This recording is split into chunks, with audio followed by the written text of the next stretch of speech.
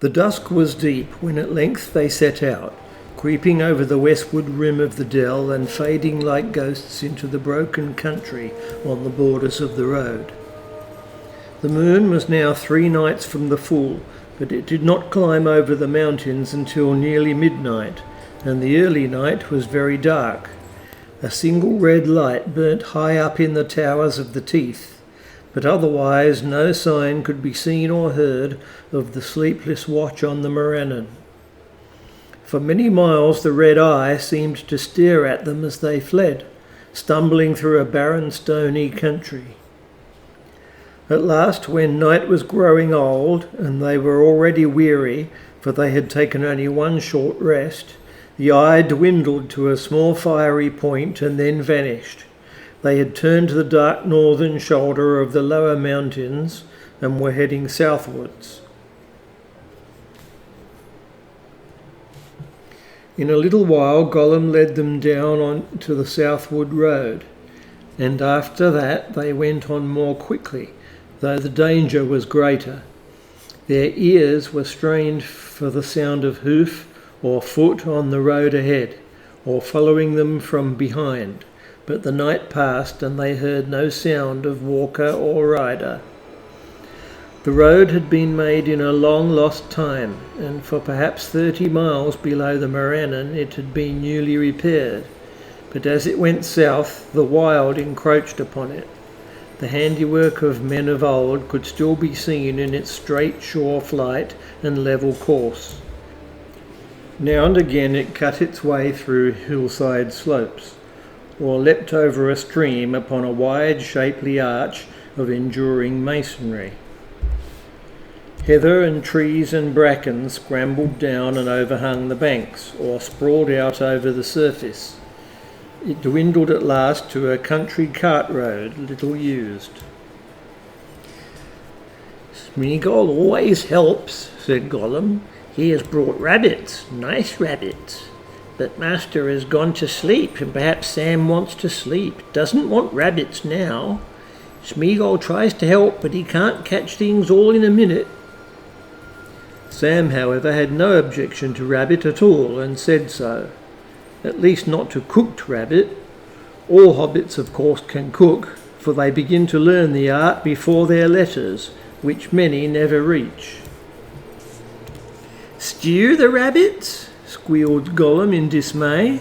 "Spoil beautiful meat Smeagol saved for you, poor hungry Smeagol.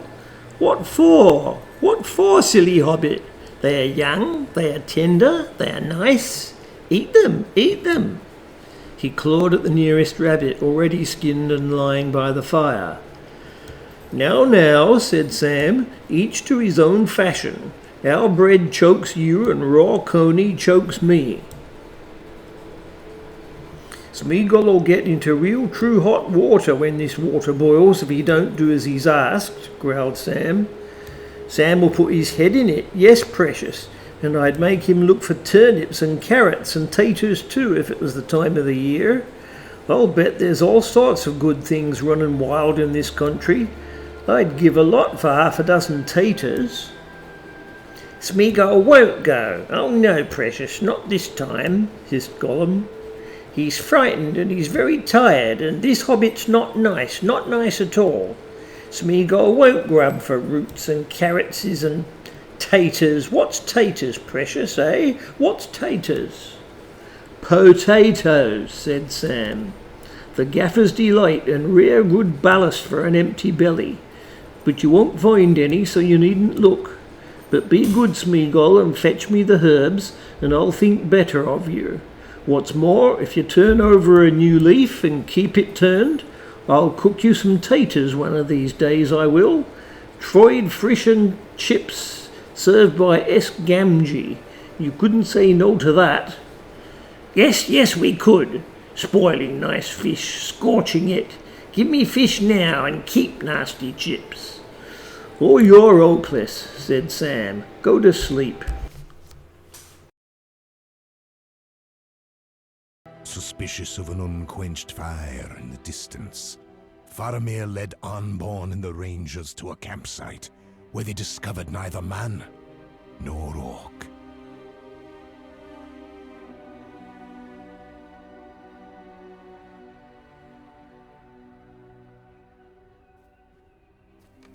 discovered only a smouldering fire, and none nearby to tend it.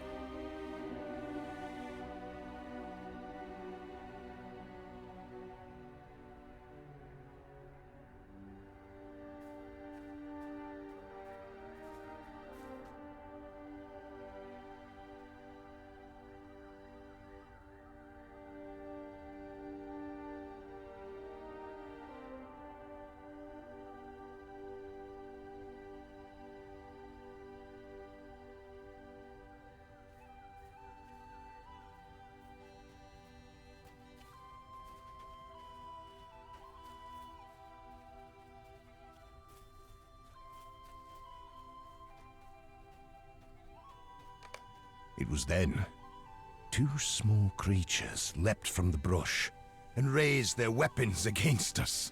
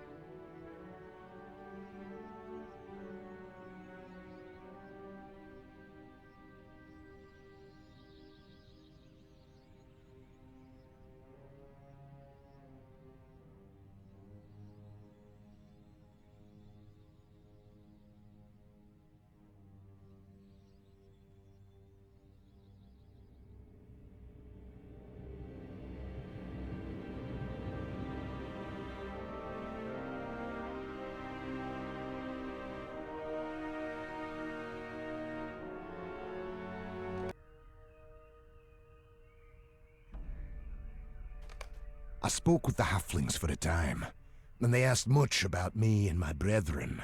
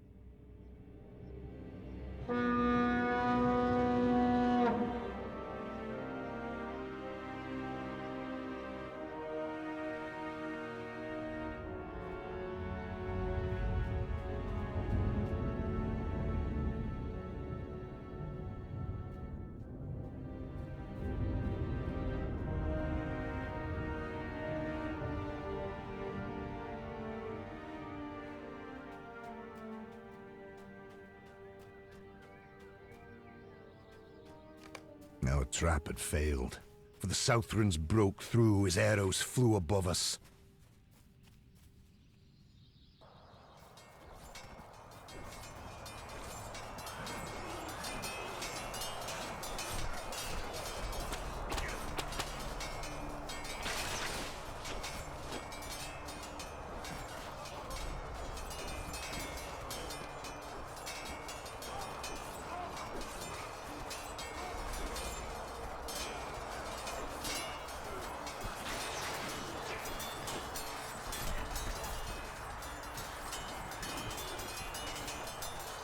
A great trumpet sounded as the Mummak rushed forth, and in madness it slew all caught in its path.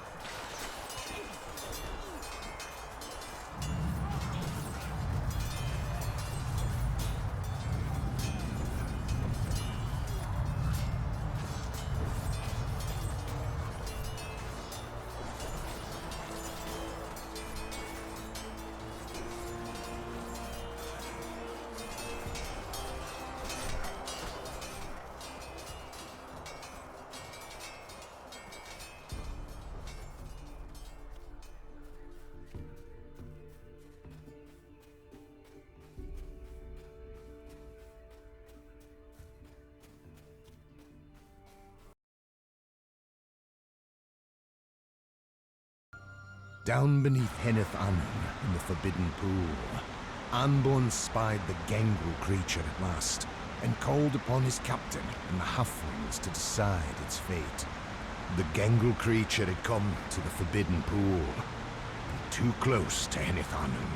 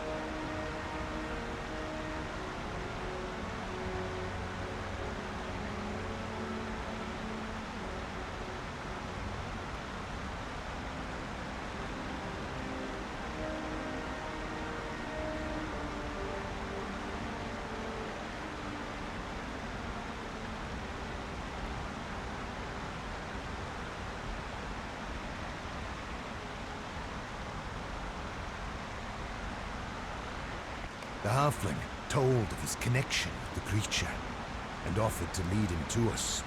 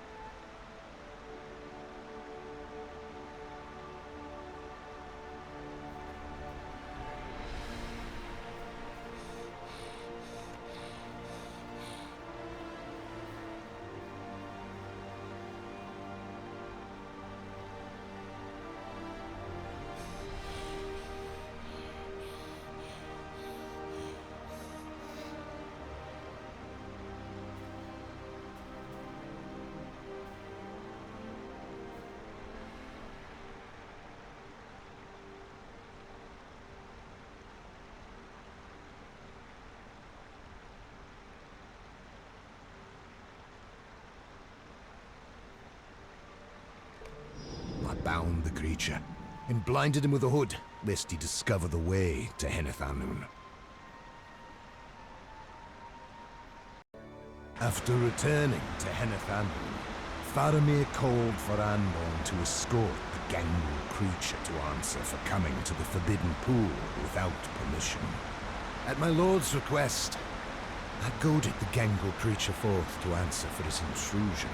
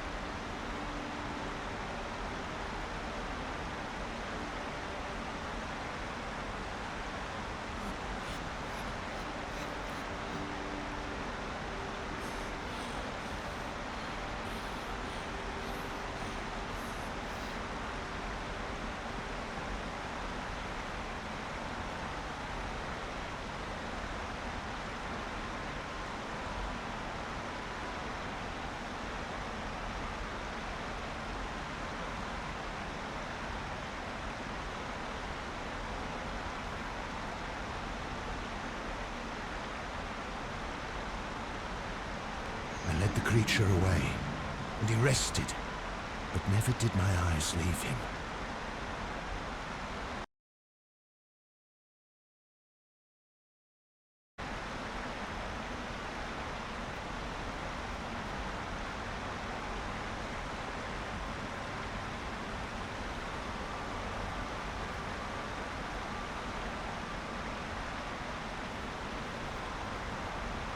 They were led from the cave of Henith-Arnoon. After they had passed the passages and stairs, they felt the cool morning air fresh and sweet about them.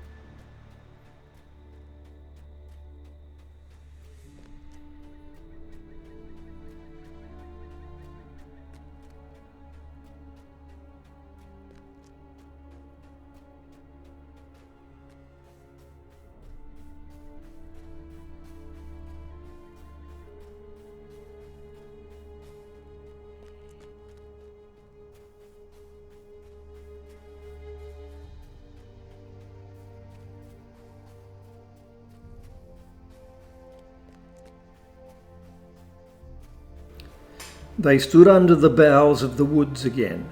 No noise of the falls could be heard, for a long southward slope lay now between them and the ravine in which the stream flowed.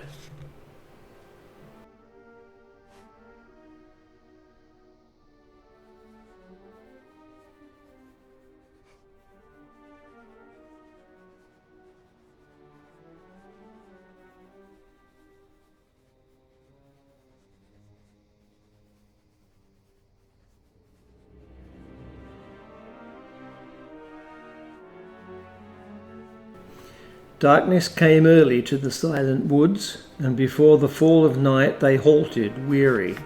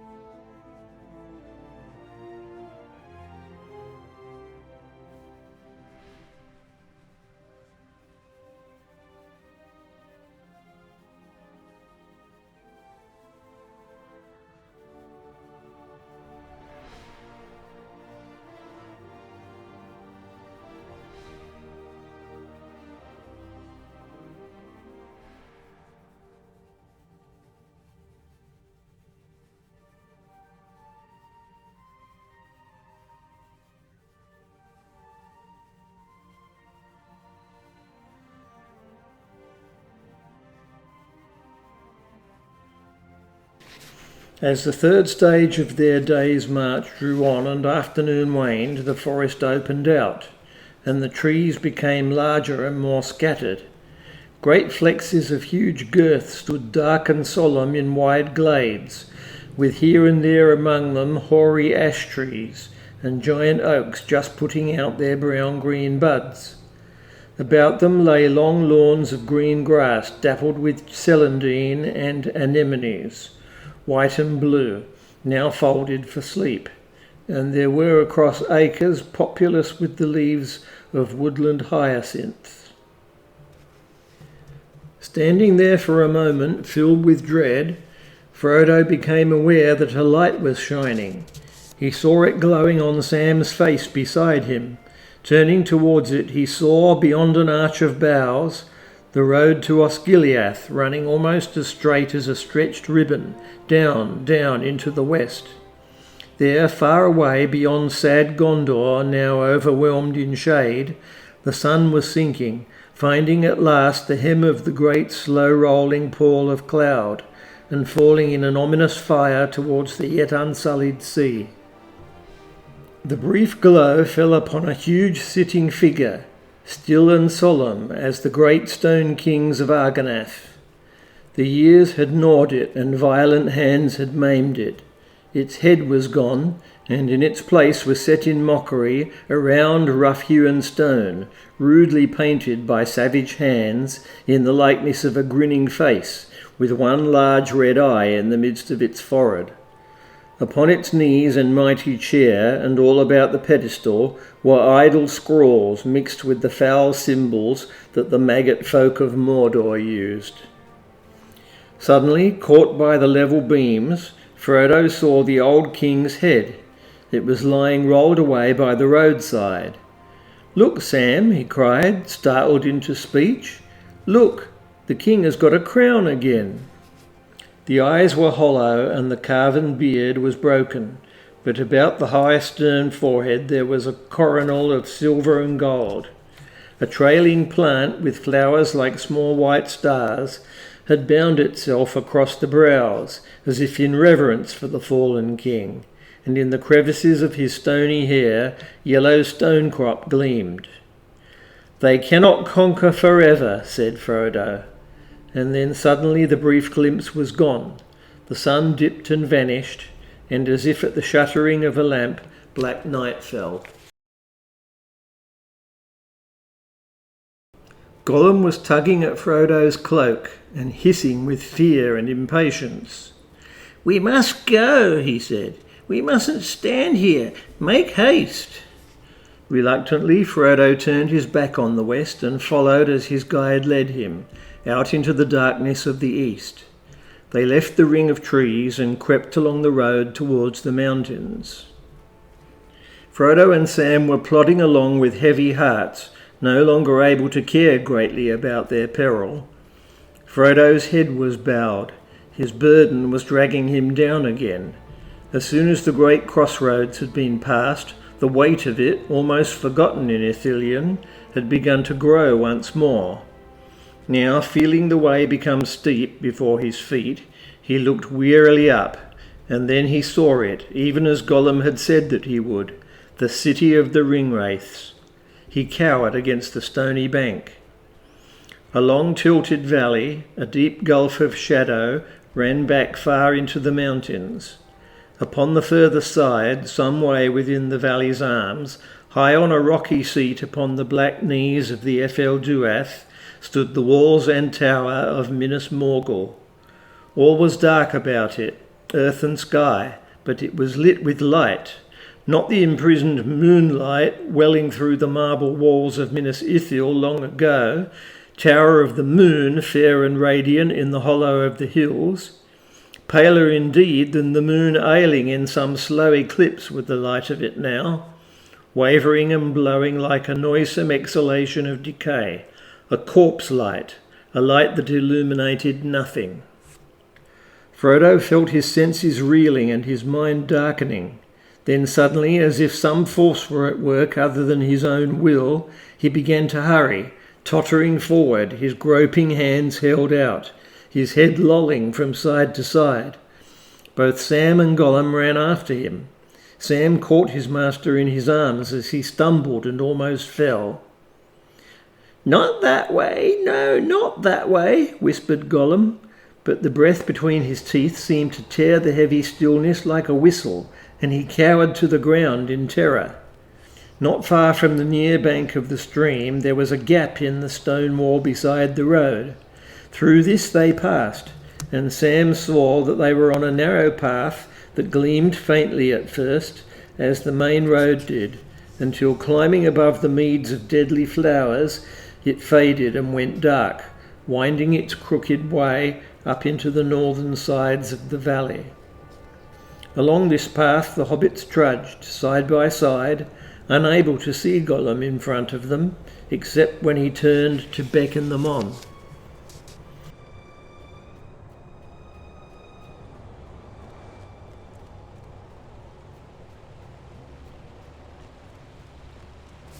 Soon the path reached a rounded angle where the mountainside swelled out again, and there it suddenly entered a narrow opening in the rock.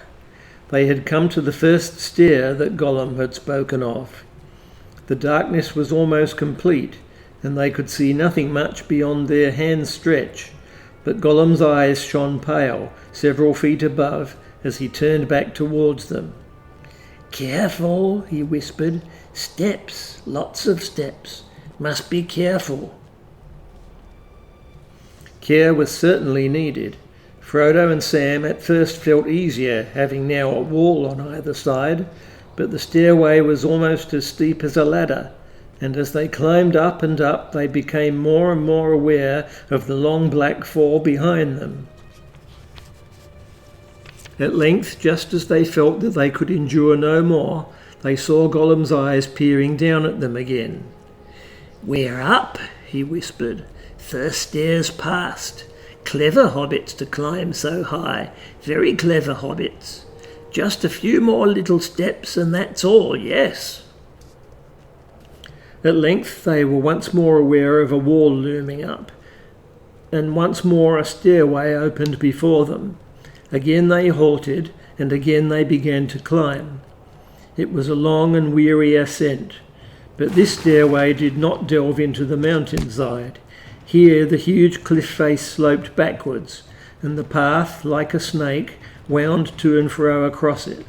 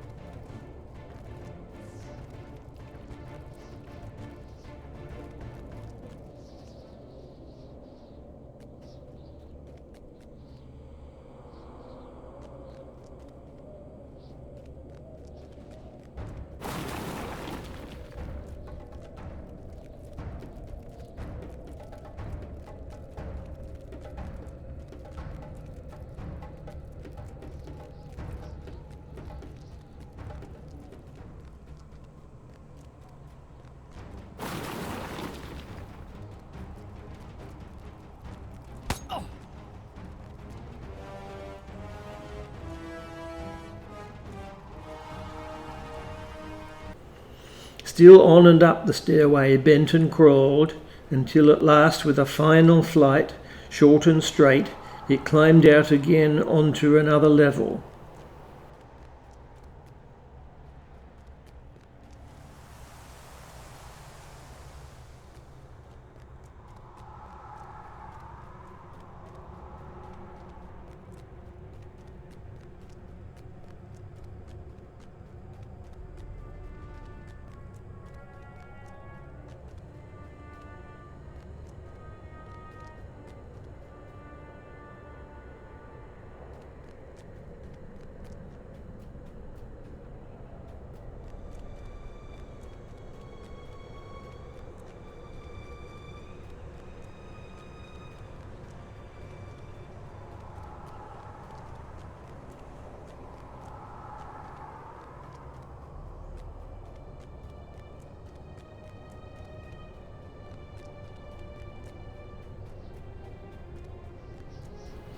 Presently they were under the shadow, and there in the midst of it they saw the opening of a cave. "This is the way in," said Gollum softly. "This is the entrance to the tunnel." He did not speak its name. Torek Ungol, Shelob's lair. Out of it came a stench, not the sickly odour of decay in the meads of Morgul, but a foul reek, as if filth unnameable were piled and hoarded in the dark within.